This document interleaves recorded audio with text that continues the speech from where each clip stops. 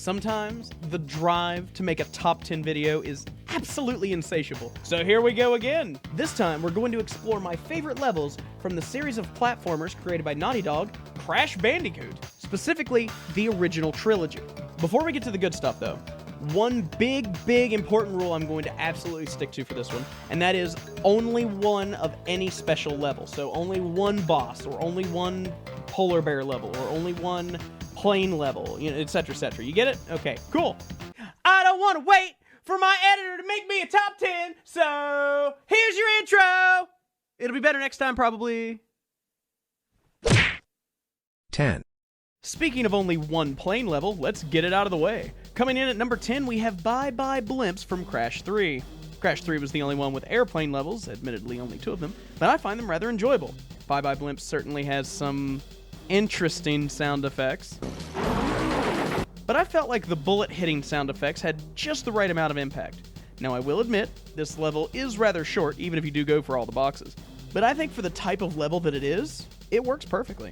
Now at this point you may be thinking, Jacob, why Bye Blimps and not the other plane level I can't think of the name of right now? I'm so very glad you asked. It's because Coco is better than Crash. 9. Gee, Jacob, you sure are picking easy levels for your top 10. Yeah, well, I have a good reason for this one. I mean, it's a fine level, a really early one in fact, and as such it is pretty easy. It's the first snow-themed level in Crash 2, and it's the first level in the game to introduce ice physics, which aren't that bad actually. And it's got an okay length for a normal, non-gimmick Crash level. But none of that is why this level is on this list. Now, you see, this level has something special. This level has a giant middle finger right in your face. Look, not just a gem, but the red gem right there, just for you. But you can't reach it. The way you get it is by finding a secret exit in a completely unrelated level, which takes you to a hidden warp room, take a portal there to enter Snogo from a different part, do a challenging platforming segment, and then you fall down a shaft and boom, you land here grabbing the red gem on the way down. Well, this sounds like it pisses you off, Jacob. Why is this level in your top 10? Well, bitch, because I can do this!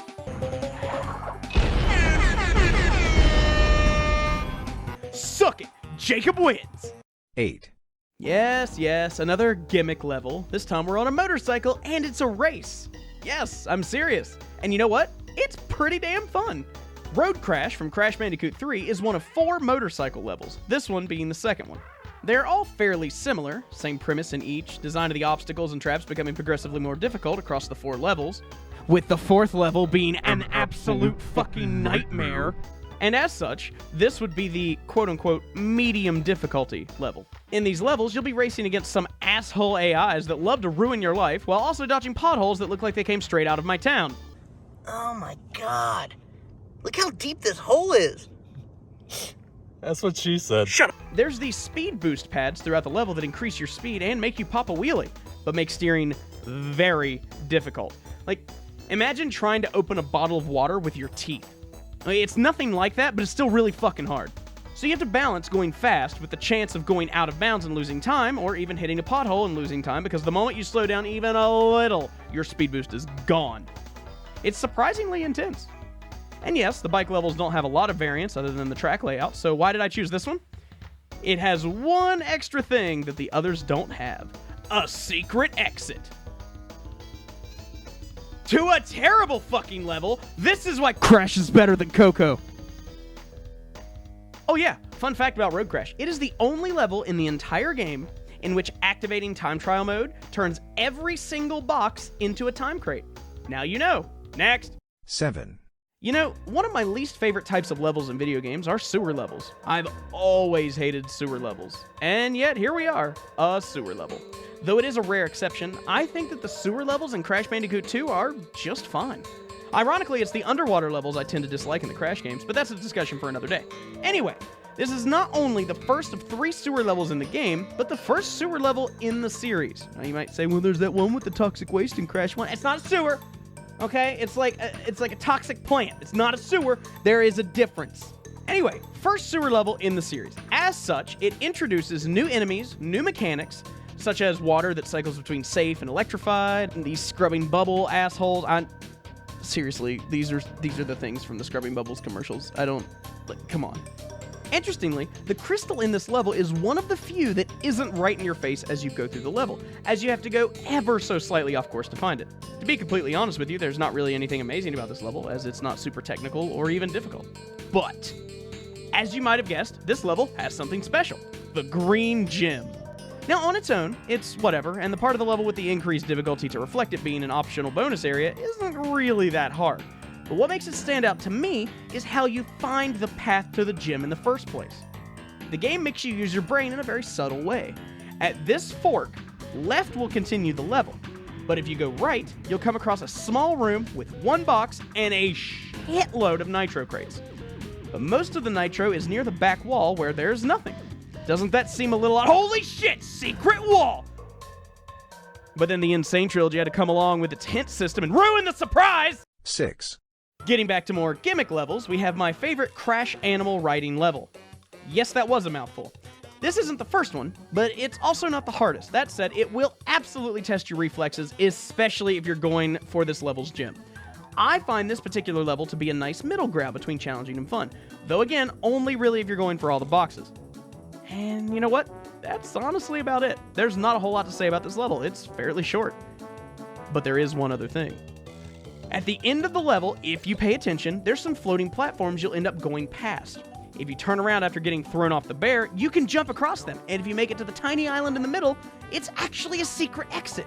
It's not really difficult to do, or even difficult to notice, but it does make it stand out a bit more than the other Crash Animal Riding levels.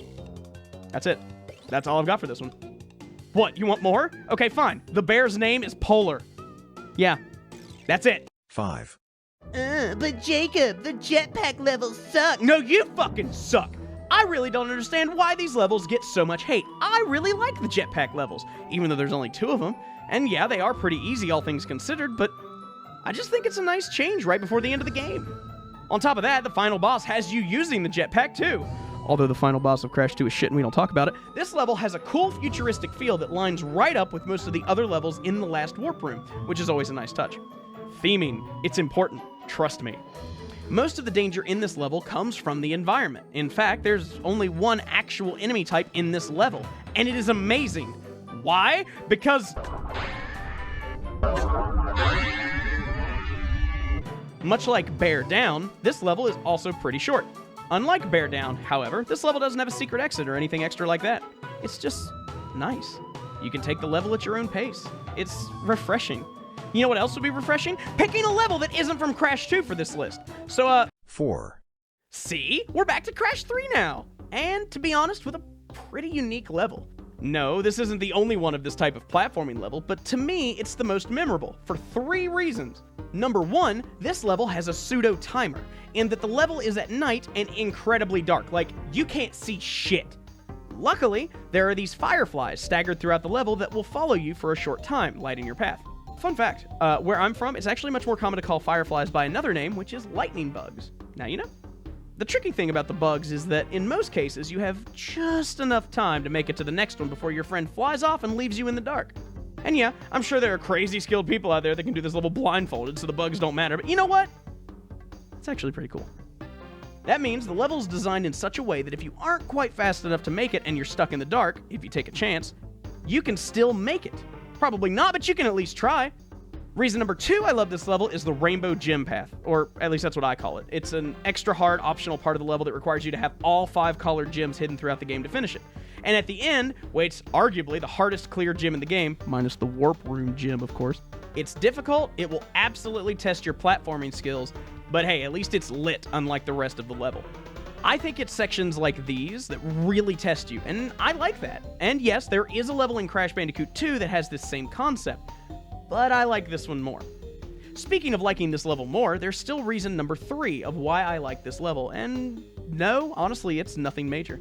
In fact, it's quite a small thing compared to the others. It's these 3 glorious Aku Aku crates stacked on top of each other. No matter how good or how bad you are at the game, right here at the end of the last standard level, you get to have one last rush of invincibility. It's great. It's exciting. After having spent the whole level needing to be careful but also fast, you can just go fast. Enemies aren't a problem now. You don't need to be as alert. You can just go as fast as you can. It's liberating. And I think that the devs knew that. It's subtle, but it's effective. And then if you do all the levels in numerical order, it's right on to the final boss, which is admittedly my favorite final boss in the series, but not my favorite boss fight. Don't worry, we'll get there. 3, So here we have arguably my favorite level from Crash 4, in which, Whoa. What the fuck do you think you're doing, Jacob? making a top 10? What are you doing? Well, I was minding my own business until you stuck a level from Crash 4 in your top 10 Crash Bandicoot levels from the original trilogy. This level is from Crash 4, you ninny. Do you know how many a trilogy is? Why yes, Tractor, I can count to 3, thank you. But I thought this level deserved to be mentioned. Crash 4 isn't as bad as people make it out to be. And you know what else, Tractor? While I'm at it, halfway through me writing this script, they came out with a new Crash game and called it Crash 4, despite Wrath of Cortex having 4 in the Japanese title, so this argument doesn't even make sense anymore, but I'm too lazy to rewrite it. Oh. Well, damn. Carry on, then. Thank you. Now, what was I? Oh, yes. Favorite level from Crash 4, Bamboozle. In this surprisingly pretty level, you control Crash inside of a ball thing, Zorb, Atmosphere, whatever you want to call it. It's awesome. I'm going to call it an Atmosphere because that sounds cooler. I digress. You roll Crash around in an atmosphere across a netted jungle stage that kind of reminds me of a jungle gym my elementary school had many, many years ago, which, yes, makes me like this level that much more. Now, you can take this level really slow if you like, and to be honest, if you want the gym, you're probably going to have to take it somewhat slow. But the pure joy of this level is the sense of speed you get when you get the ball really going. You don't want to stop. You can barely see what's coming, and you don't care because you're going fast. And that's the greatest feeling. At any moment, you could smash right into a nitro crate and... But you just don't want to stop. Especially if you're doing a time trial. In fact, there's a more dangerous path you can take to save time during a time trial if you can handle it without dying. It's actually great level design. To be fair, there are a couple more levels that use the Atmosphere, but both in design and aesthetic, I prefer this one. I always feel like the Crash games are really good at giving you a great sense of speed when it needs to. And that might be why 2, this one probably doesn't surprise most of you.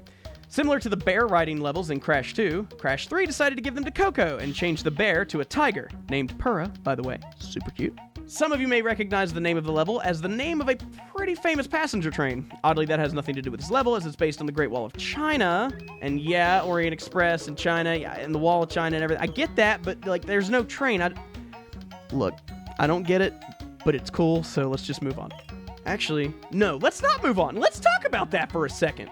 Like, imagine a level like this across the top of a moving train. That would be awesome. And now I can't stop thinking of that. I literally just thought of that while writing out my script, and now I just want a fast-moving level on top of a train. Please, someone make this, or if there's one in a later game, please tell me. I need this. Anyway, for the actual level, I'm glad it's on the Great Wall of China because the level design and aesthetic is incredible. The colors pop, the enemies fit aesthetically, the music fits the fast-paced nature of the level perfectly. Even the backgrounds look good. For a PS1 game, anyway. But what really makes this level complete is, unsurprisingly, the gameplay. While riding Purah, you effectively have 2 speeds, normal and meow. For people that are either new to the game or suck, normal speed is fine. It gives you ample time to dodge obstacles and helps make sure that you don't miss any boxes. On the other hand, if you like to go meow, you can go crazy fast, making crazy jumps and really feeling the speed of a tiger under your ass. It's so much fun, but it definitely makes dodging obstacles much harder and getting all the boxes quite the challenge. Of course, you can slow down to grab the boxes and then speed back up when you don't see anymore. But what if you needed to go fast and break boxes? Wouldn't that be quite a fun challenge? Oh, hi, Time Trial. How are you doing?